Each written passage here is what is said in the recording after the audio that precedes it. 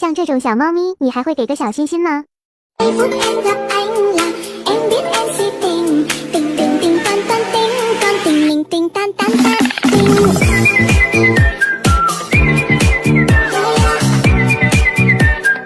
Anh tính sao giờ để anh tính sao? Giây phút em gặp anh là em biết em si tình tình tình tình tan tan tình con tình mình tình tan tan ta. 像这种小猫咪，你还会给个小心心吗？